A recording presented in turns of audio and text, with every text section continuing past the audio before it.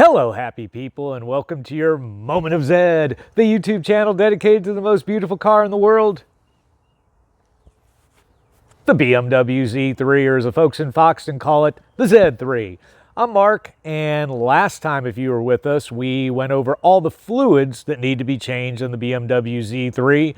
Today, in a similar vein, we're going to talk about consumables, all those things that aren't liquid that need to be changed regularly on the Z3, how to do it, where to get them, etc., etc.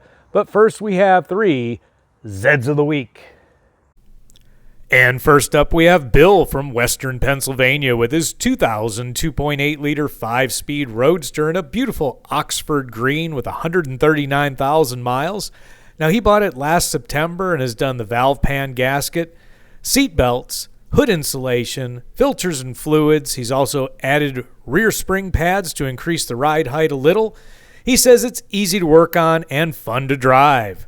Next up, John from Richmond, Virginia with his 2001 3-liter 5-speed Roadster he just bought 2 months ago. He's put in all new shocks, motor and transmission mounts, a new rear window, and the fluids as well. Last but not least, Max from Munich, Germany, home of BMW with his 1998 Roadster with 43,000 miles. He bought it from his best friend's parents, who were the original owners, bought it just a month ago. He has fixed the broken seat bushings and the antenna grommet. Thank you so much, gentlemen, for sharing your beautiful cars. If you'd like to see your car in Zed of the Week, please follow the easy instructions in the description below. Also, if you like Zeds of the Week, or you like anything about the channel and you'd like to support the channel, please feel free to buy me a coffee. Use the QR code here on the screen or the link in the description. It's always appreciated. Thank you so much. Now let's talk about those consumables. Okay, let's start out with the air filter, which I use the MAN C2493 filter, which is available on Amazon for $22.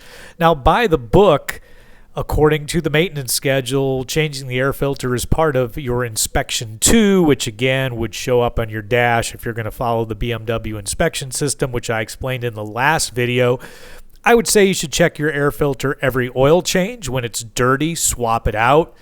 Might be every year, give or take, and it depends on where you're driving. In dustier areas, you're going to have to swap it out more often, but I think checking it every time you change your oil is a good way to go. I haven't done a video about changing out the air filter yet, but I will. It'll probably be a short.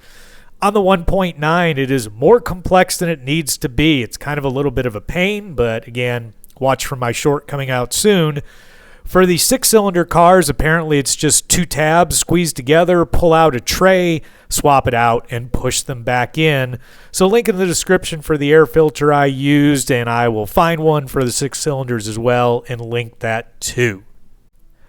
Okay, let's talk about the fuel filter. Now, the fuel filter you can find underneath your car, and there are a couple different types, so you probably want to get under there and check which one you have first. There are ones that have only one inlet and one outlet hose, and there's the other that has 2. You want to make sure you buy the right one and be careful about trusting real OEM or the parts stores themselves as far as telling you which one you have. I think it's the best thing to get under there and look.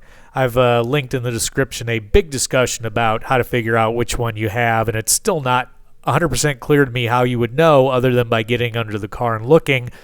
As far as how often you should replace it, also controversial. The owner's manual will not tell you a thing. One thing in general I found about the owner's manual, they were not expecting new BMW owners back then to do much of any of the work on their own. Not surprising, they make more money by you going to a dealer and having them do it. I've heard 30 to 50,000 miles or every couple of years. I think if you did it at the same time you're doing your transmission and differential oils or fluids, that would be a good idea, and you're already under there. The reality of it is that there is much less contaminated fuel out there nowadays than there used to be, I would say. Plastic fuel tanks do not leave rust debris to go into the fuel system, so that's another reason filters tend to stay cleaner longer. And our filters themselves are very large filters. If anyone remembers the little filters on carbureted cars, they were very tiny. Ours are a huge canister filter, and people have talked about how they have 160,000 miles and they've never changed the filter. I feel safer doing it again every 50, 60,000 miles. I've done it once on my car so far, and I have 130,000 miles. So link in the description to the one I used when I did it. That is the one inlet, one outlet type. Okay, and the last filter to talk about, the cabin air filter. And there's not much to talk about because we don't have one. So that's one less thing you have to worry about, one less thing to do. We definitely don't have one on the Roadster. I cannot find anything on the internet that says the coupe is any different. I don't believe coupes have one either. Now, coupe owners, if you want to write in and tell me I'm wrong, please put that in the comments. But I'm pretty sure that none of our cars have a cabin air filter, so less to worry about there. Okay, on to wiper blades, which doesn't even seem worth mentioning, but of course there's controversy with it because it's a Z3, I guess. The owner's manual does mention a little bit about wiper blades, tells you how to remove the old ones and says to put the new ones on carefully, but it doesn't tell you what size they are. Of course, all you really have to do is measure the ones you're taking off. I've heard online arguments as to whether to use 19-inch blades or 20-inch. I use 20s. Mine are by Michelin. Bought them for a very good price at Costco. I've had very good luck with Michelin blades on all my cars. Link in the description for a good quality Rain-X blade set that's fairly inexpensive, again at 20 inches. I'm sure you could use 19s and they'd be fine. You'd have an inch less wiped. How often? I've seen 6 months to a year. That seems to me to be a lot. If your wipers aren't wiping well, replace them. If you want them to last longer, then you should make sure your windshield's clean most of the time. And I found a little trick, occasionally wiping the older blades with some rubbing alcohol on a cotton ball will take the oxidation off and make them a little bit more pliable, and you can go a little longer between changes. But again, when it stops wiping well, swap them out. Okay, on to something a bit more critical, brake pads. Now, brake pad inspections are part of Inspection 1 and Inspection 2, which is all of 1 plus a few other things in the BMW maintenance system. No surprise there, because it's very important. If you can't start your car, you've got a problem. If you can't stop your car, you've got a big problem. Now, our cars also have brake pad wear sensors that should give you a red light on the dash when your brake pads are getting thin. I don't particularly trust them. My rear brake pads were pretty thin before I changed them. My video about that is linked in the description. And my sensor never went off. So with that said, you should do a good visual inspection. Having one of these handy tools that I picked up on Amazon, link in the description, may help you.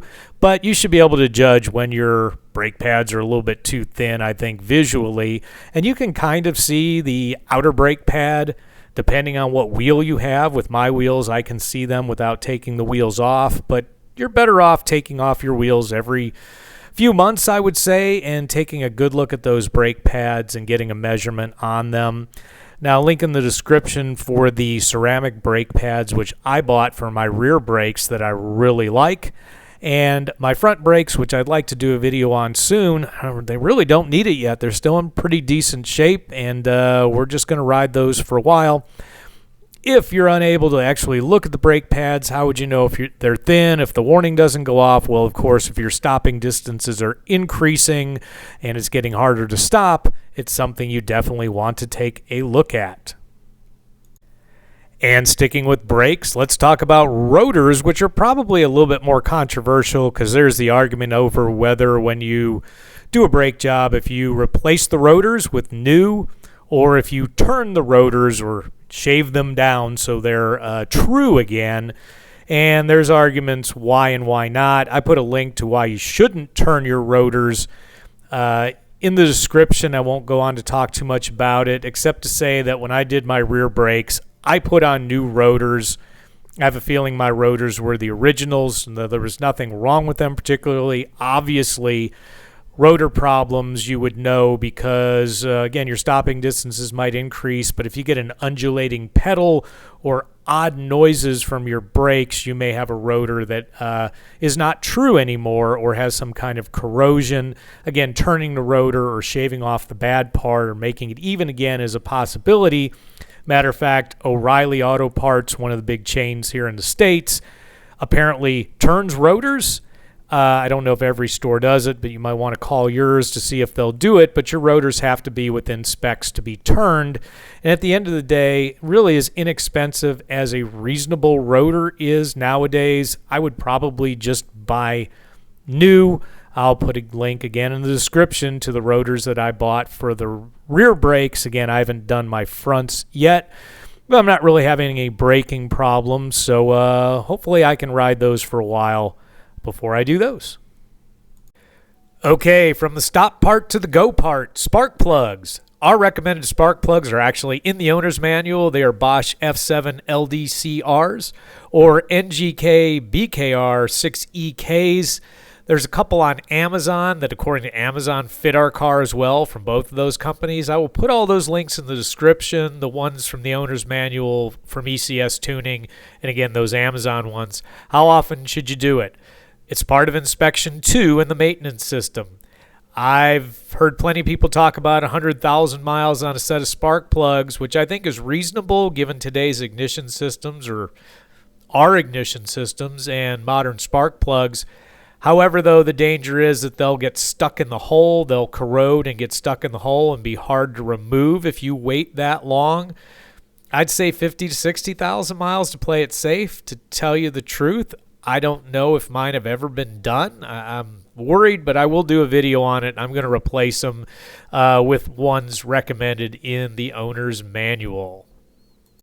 Okay, speaking of spark, let's talk about batteries now. Of course, knowing your battery is low is really no more than not being able to start your car one day, or your lights are low, or there's a lot of symptoms to a dying battery. Nice thing is you can take it up, at least here in the United States, to pretty much any auto parts store and get a free test of the entire charging system and battery because, of course, they want to sell you a battery. But if you're okay, you're okay. If you're not, then they'll offer you a battery. You don't have to buy from them, of course. What battery to get? Probably as many opinions as there are batteries. I had this when I bought the car 4.5 years ago. Pretty sure this AC Delco 48PG was new then. It has served me well. So let's talk about tires. Now, if you have cracks on your sidewall, that would tell you it's probably time to replace them. Of course, mine are brand new. Just did a video about these Hankooks, which I really like. Of course, a lot of people have Continentals or Michelins. Those would probably be even better, but I like these tires. If your tires are more than 10 years old, you should replace them. Mine were built in the 36th week of 2024. That's what that stamp means. So mine are almost brand new. If yours were built before 2015, that's high time to replace. If your treads are worn, of course, that's the most obvious sign, other than maybe a puncture or a slash. Then you should definitely replace that. But the old mechanics Lincoln's head trick, if you put a penny in the tread there and you can see the top of Lincoln's head, your tires are way too worn. I would say it's long before that you should probably replace them. You only have 4 little patches of rubber that are holding you to the road. You should probably make those the best you can afford to get. So folks, there you have it. Hopefully these tips will help you maintain your Z3 for driving enjoyment for years to come. If you found this content valuable, as always, please crush that like button. And until next time, remember, friends don't let friends drive boring.